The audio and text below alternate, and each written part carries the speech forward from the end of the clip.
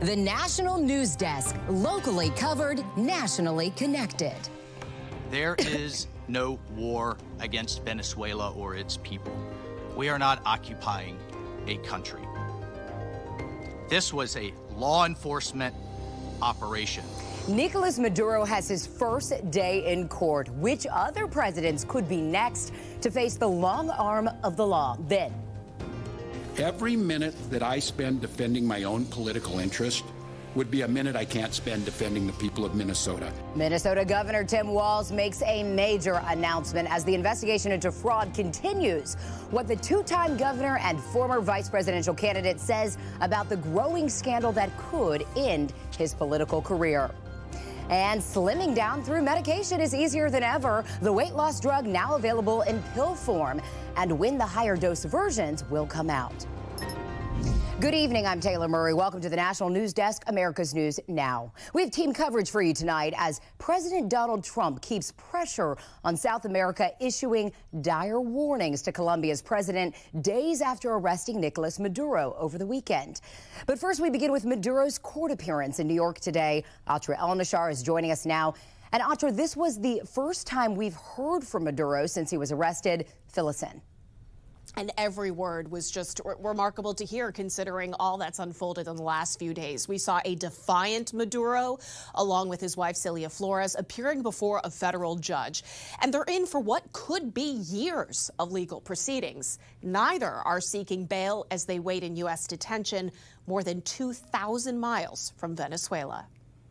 5 days ago, Nicolás Maduro sat atop Venezuela's oppressive regime as its president. Monday, he woke up an inmate in New York City. DEA agents seen here pulling Maduro and his wife, Cilia Flores, handcuffed out of a helicopter, which took them from a detention center in Brooklyn to Manhattan. It's where they made their first court appearance Monday before 92-year-old federal judge Alvin Hellerstein. Facing narco-terrorism, drug trafficking, and gun charges, Maduro told the judge through a translator, "I'm innocent. I am not guilty. I am a decent man, the president of my country." Flores, facing 3 drug and gun charges, also pleading not guilty. Not guilty, completely innocent, she said. Former Attorney General William Barr helped form the original indictment against Maduro in 2020. This was a criminal organization that used the instrumentalities, facilities of the state to make Venezuela a hub of drug trafficking.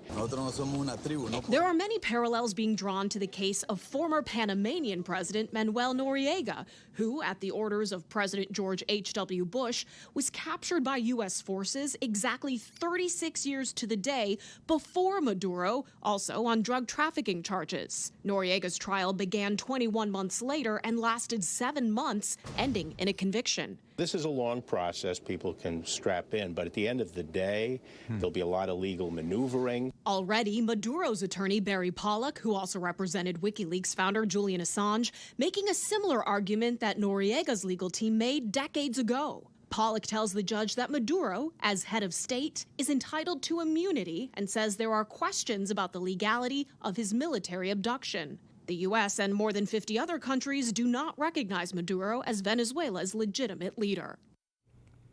Now, the judge affirms Maduro and Flores have the right to meet with the Venezuelan consulate. The judge also says that Flores must get medical care because her rib may have been fractured during capture. She was seen with bandages on her head today. Their next court appearance is scheduled for March 17th. Now, Audra, those who were in the room say Maduro actually had a confrontation with a person in the public gallery. What exactly happened there? Yeah, certainly. According to witnesses, as Maduro got up to be escorted out by officers, a man who was in the audience watching everything stood up and started yelling at Maduro in Spanish, calling him an illegitimate president.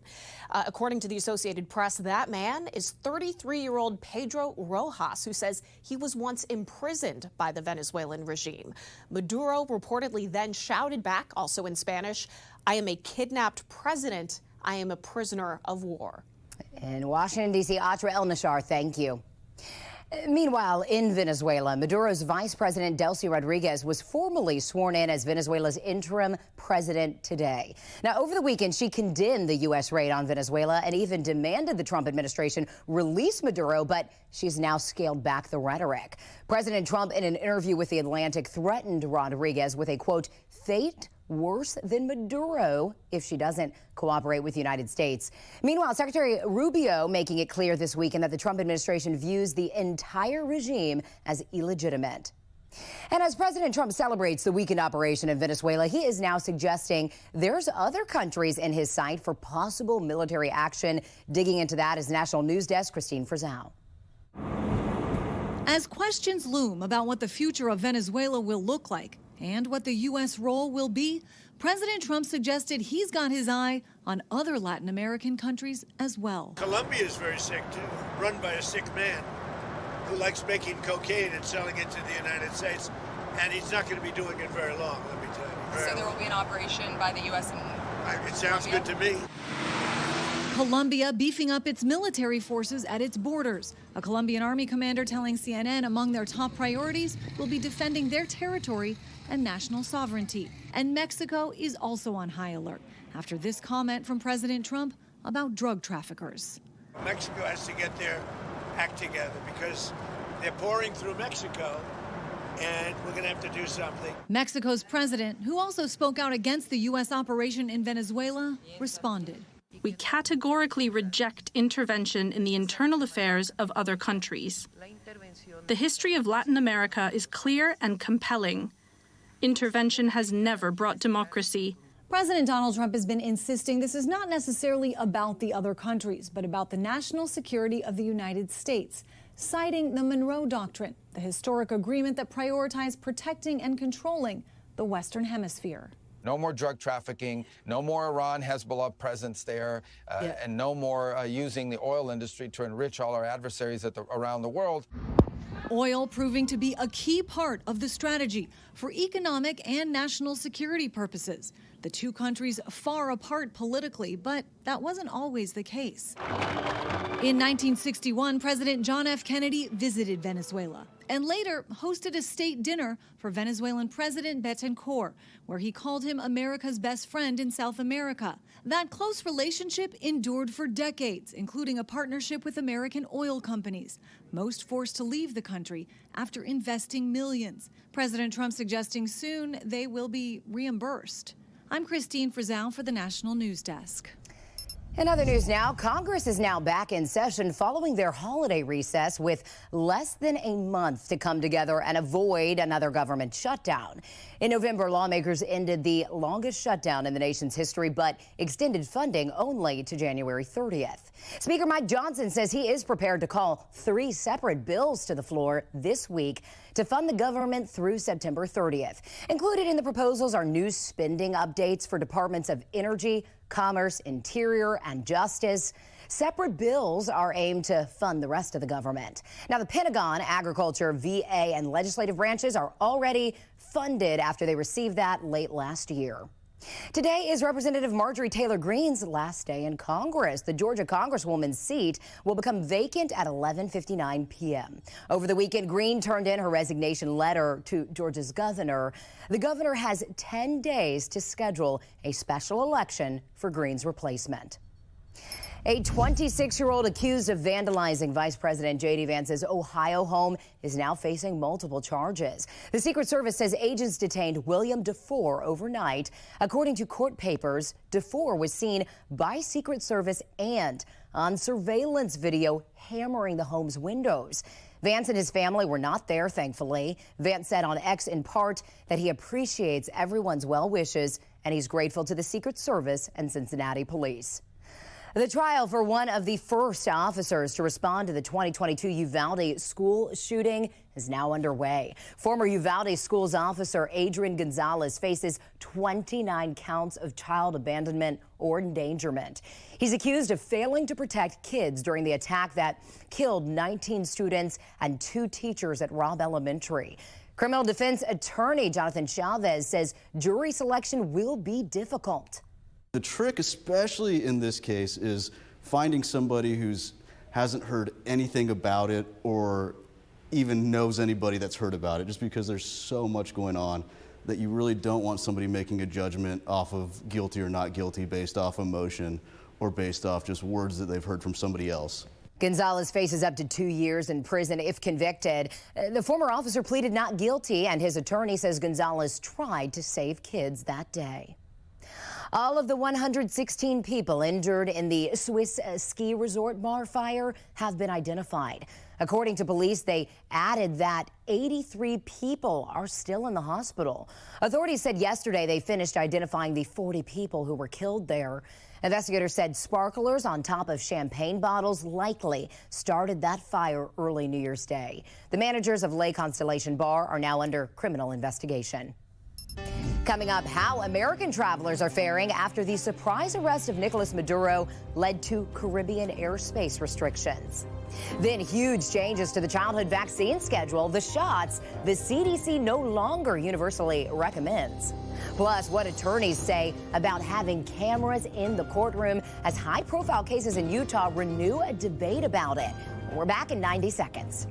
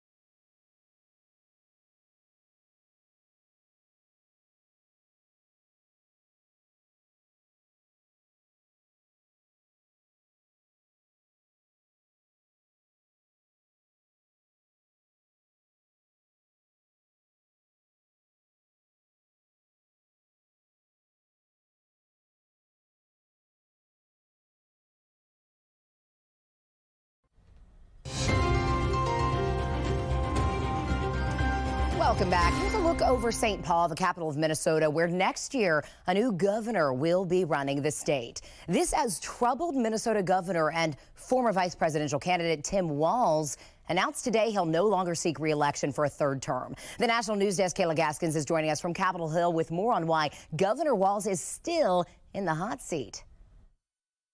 There will be no third term for Minnesota Governor Tim Walz. I came to the conclusion that I can't give a political campaign my all. Walz ending his re-election bid as national attention intensifies on the social services fraud scandal that snowballed on his watch, with an estimated $9 billion taxpayer dollars allegedly wasted. Every minute that I spend defending my own political interest would be a minute I can't spend defending the people of Minnesota. DNC Chairman Ken Martin releasing a statement expressing gratitude for Walz's decision. Walz faced intense criticism following the release of a viral YouTube video by conservative content creator Nick Shirley. Hello, we'd like to ask where the money's going.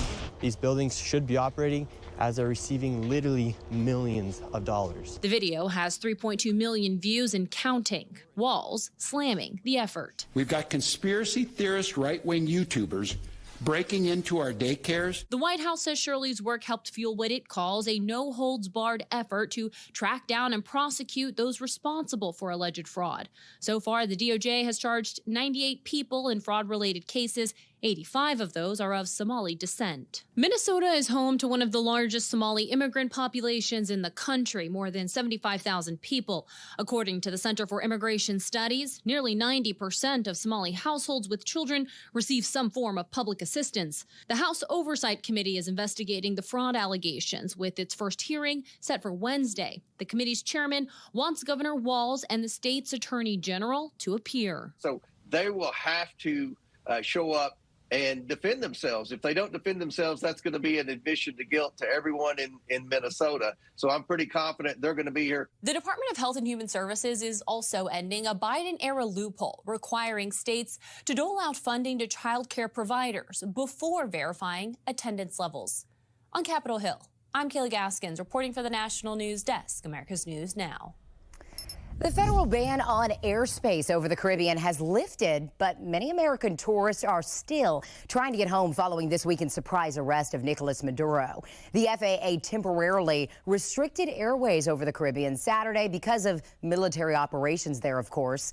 Major U.S. air carriers are now scrambling to add more flights to accommodate travelers after canceling hundreds during the ban. Some airports are just getting back to normal. So let's take a look at things. Still today, there have been more than 5,200 delays into, out of, or within the United States. Over the weekend, both Saturday and Sunday saw upwards of 9,000 delays. Saturday also had more than 1,100 cancellations. Sunday, just under 500. While today, there have still been 243 flights canceled.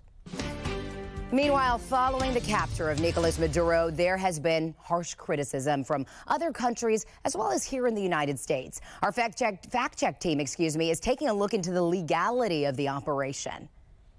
The Trump administration's legal authority to capture and detain Nicolás Maduro has been contested since the successful mission. Let's go to Emma Withrow from the fact check team to start us off. Emma, what is the legal basis that the Trump administration is using for executing the strikes as well as the capture of Maduro? So from my understanding, the Trump administration isn't citing like a singular clean authority here, legal authority. There's really a few different things at play, so each of which has been used before by other U.S. presidents, but most likely not altogether similar to how this all played out. So Secretary of State Marco Rubio says that the capture of Nicolás Maduro was a short, targeted law enforcement style operation, not a war or an invasion, and therefore didn't require the green light from Congress. Now, the reason they were able to do this through a law enforcement style operation is because Maduro wasn't recognized as a legitimate head of state in Venezuela, kind of similar to Manuel Noriega, who was indicted on U.S. federal court on drug trafficking charges and money laundering charges before his capture from Panama in 1989. Tell us more about Noriega's trial, which I know is a lengthy case, but many are drawing parallels to Maduro. What did you find? There are a lot of parallels here. So I dug into that case today. Basically, Manuel Noriega was already wanted in the U.S. on drug charges when American troops went into Panama in 1989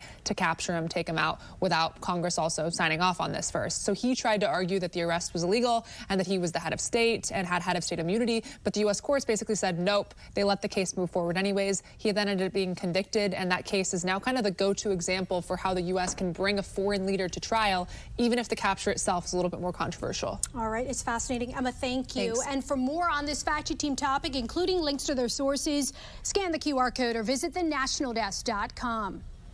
At least 19 protesters have been killed as national protests against the Islamic regime in Iran continue for their 9th day.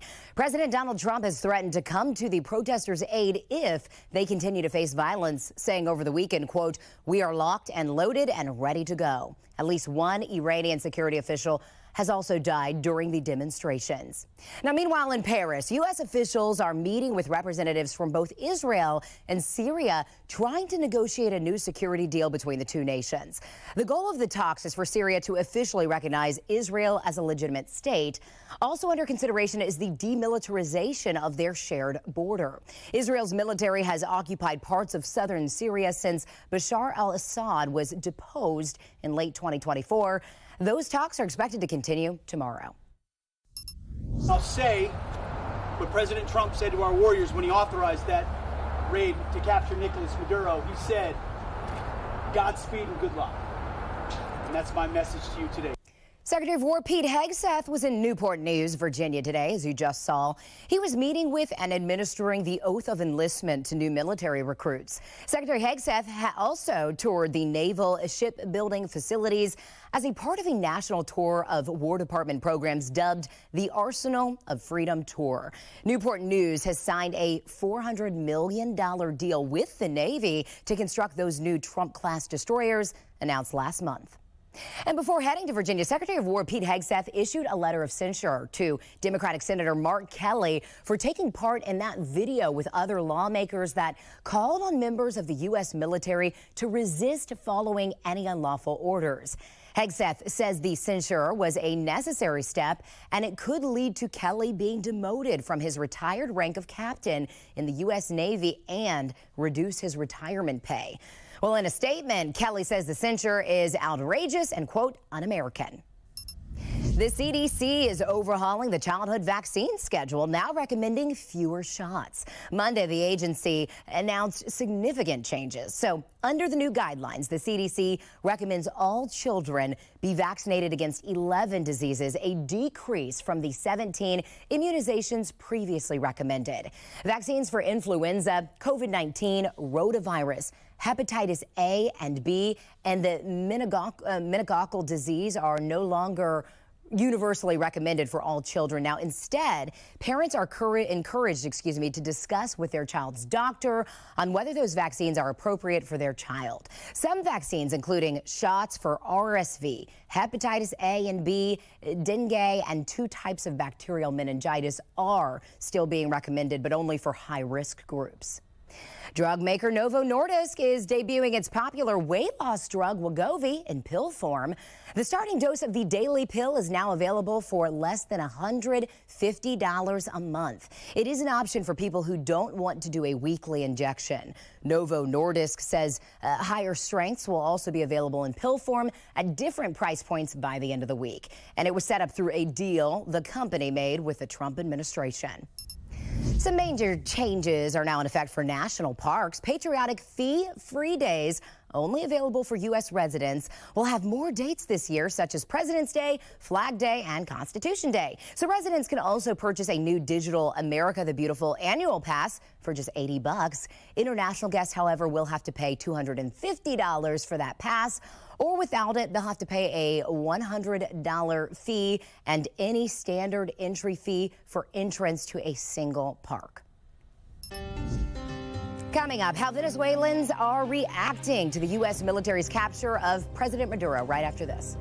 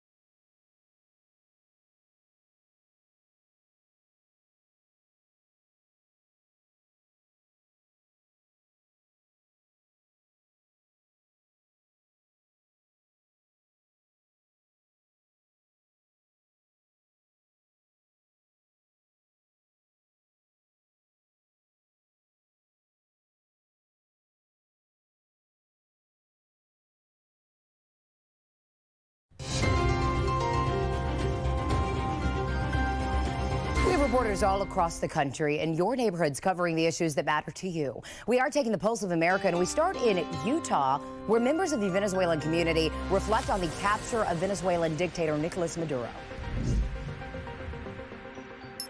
In a room at the Arepas Venezuelan restaurant in Midvale, a group of Venezuelan community members and leaders spoke about peace and prosperity for their country. Queremos vivir en paz, queremos progresar. The group met to share hope, joy, and unity after the capture of President Nicolás Maduro. And we are glad to live in this moment because many people die fighting for our country, fighting for freedom. Salt Lake County Council member Carlos Moreno and a Venezuelan was at the event. What do Venezuelans want for their country? Venezuelans are ready for democracy. Venezuelans are ready for freedom. Venezuelans are ready to rebuild their country. Court is now in session.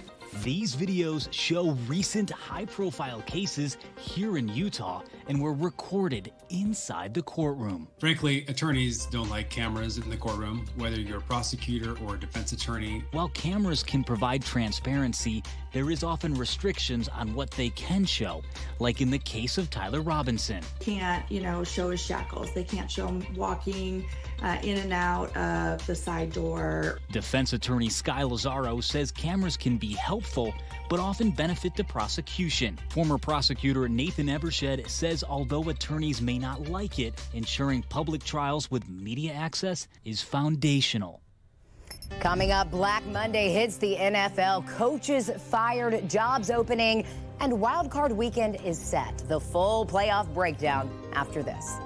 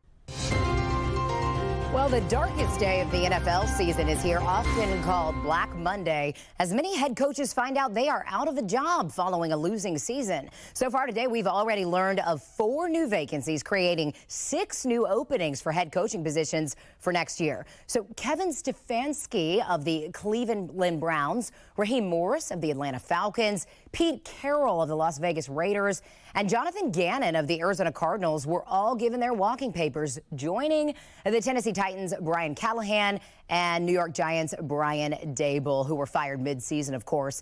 Now, on the other side of the NFL, the league's best teams now know where and when they'll be playing this weekend, as the NFL's wild card playoff matchups are set. So Saturday features 2 NFL clashes. The Rams travel to Carolina to take on the Panthers, then a classic divisional bout between the Packers and Bears. That's in Chicago. Sunday's triple header begins with the Bills in Jacksonville. A little bit of weather change there for a date with the Jaguars. The 49ers will battle the Eagles in Philadelphia, and then the Chargers challenge the Patriots in Foxborough, Massachusetts. The Texans and Steelers are the lone Monday night game, and the Seattle Seahawks and the Denver Broncos are the #1 seeds for the conference. So it means they don't have a game this week, and hopefully your team is playing. All right, that does it for this edition of the National News Desk. I'm Taylor Murray. Thanks for watching.